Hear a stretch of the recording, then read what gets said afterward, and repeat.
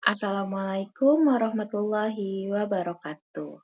Perkenalkan, nama saya Wulan Andini dengan NIM 1142123. Saya merupakan mahasiswa dari Teknik Kimia Institut Teknologi Indonesia.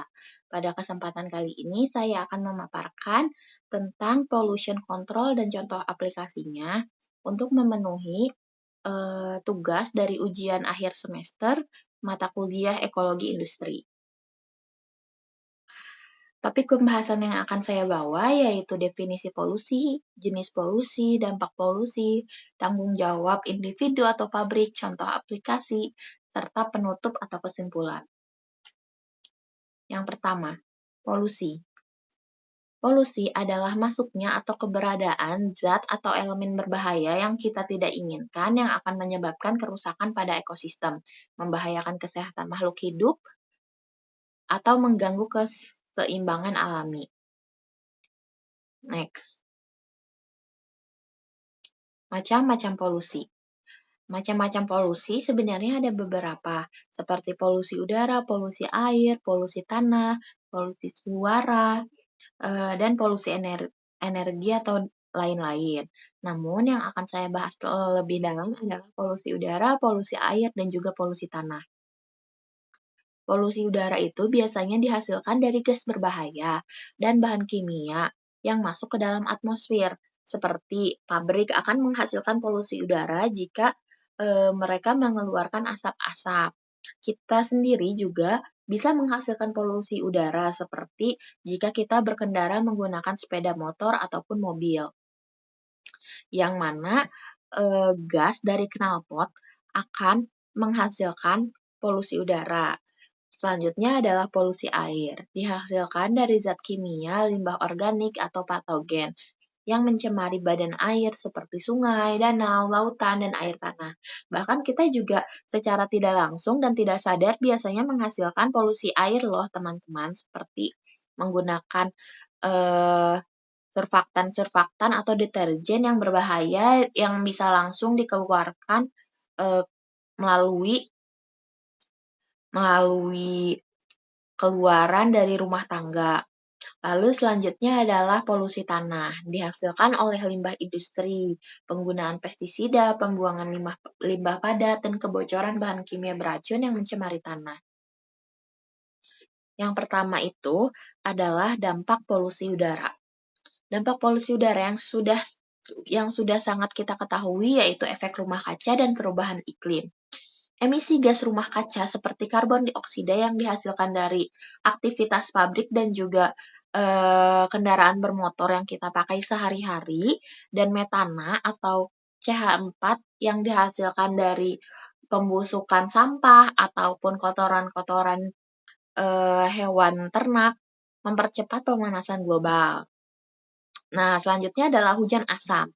Sulfur dioksida dan nitrogen oksida bereaksi dengan uap air di dalam awan akan membentuk asam sulfat dan asam nitrat yang secara anak kimia banget nih ya, kita pasti udah tahu itu adalah asam kuat yang akan jatuh sebagai hujan asam. Ini akan merusak tanah, tanaman, dan juga bangunan yang sebenarnya akan merugikan kita sendiri sebagai makhluk hidup. Selanjutnya adalah dampak polusi air.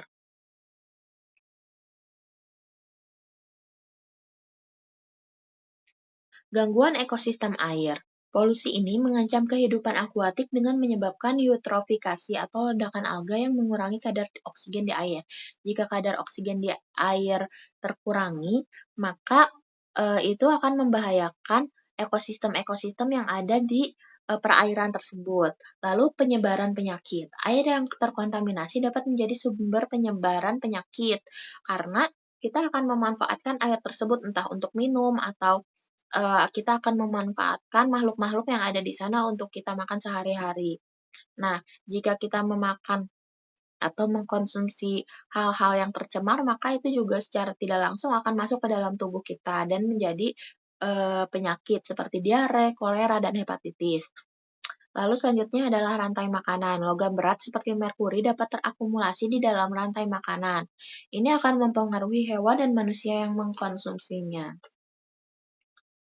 Selanjutnya adalah dampak polusi tanah. Dampak polusi tanah yaitu penurunan kesuburan tanah, kontaminasi tanaman dan makanan, dan juga kerusakan ekosistem. Kontaminasi dapat eh, kita temui oleh bahan kimia beracun yang terdapat atau yang terdapat di dalam tanah, yang mana itu akan mengurangi kemampuan tanah untuk mendukung kehidupan tanaman. Next. Selanjutnya adalah tanggung jawab terhadap polusi dengan contoh aplikasi. Jadi tanggung jawab dan contoh aplikasi yang bisa kita lakukan sendiri yaitu mengurangi pembakaran sampah. Dan bisa diganti dengan mengelola atau memisahkan sampah berdasarkan sifatnya, yaitu organik dan non-organik. Atau bisa juga dengan cara kita mengubur sampah, dan itu akan secara tidak langsung menjadi pupuk kompos atau organik. Lalu selanjutnya adalah mengurangi penggunaan kendaraan pribadi dan beralih ke kendaraan umum. Untuk pabrik yang harus dilakukan adalah menggunakan filter dan teknologi pengolahan emisi. Atau bisa juga menerapkan proses produksi bersih atau clean production dengan cara meminimalkan penggunaan bahan kimia berbahaya dan meningkatkan efisiensi energi dalam proses produksi. Next. Selanjutnya adalah mengurangi limbah rumah tangga. Tidak membuang minyak bekas, produk kimia, atau obat-obatan ke saluran pembuangan karena dapat mencemari sumber air.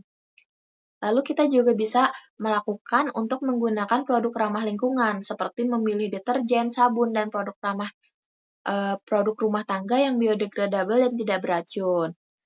Dan yang terakhir adalah menghemat air, menggunakan air secukupnya. Untuk pabrik yang bisa dilakukan adalah IPAL atau instalasi pengolahan air limbah, mengolah limbah cair sebelum dibuang ke badan air untuk memastikan tidak mencemari lingkungan. Dan sistem daur ulang air menggunakan teknologi daur ulang untuk memanfaatkan kembali air dalam proses produksi. Next, kita bisa mengurangi penggunaan pestisida dan bahan kimia, beralih ke pupuk kompos atau pupuk organik yang bisa kita hasilkan sendiri. Lalu mengelola sampah dengan bijak dan kompos rumah tangga. Untuk pabrik bisa dengan manajemen limbah padat, teknologi pembersihan tanah, dan juga pengurangan bahan berbahaya. Kesimpulan dari materi yang saya paparkan adalah kontrol polusi membutuhkan peran aktif dari individu, pabrik, dan organisasi untuk melindungi lingkungan dan kesehatan masyarakat.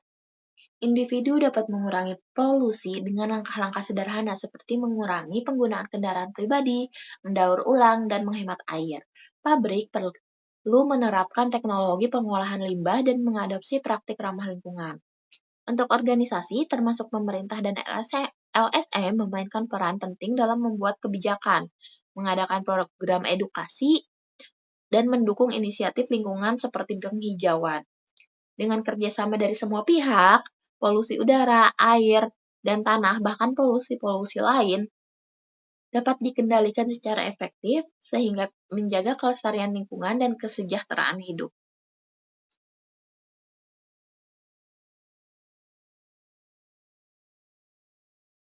Sekian yang dapat saya sampaikan, kurang lebihnya mohon maaf. Wassalamualaikum warahmatullahi wabarakatuh. Semoga materi yang saya sampaikan dapat bermanfaat.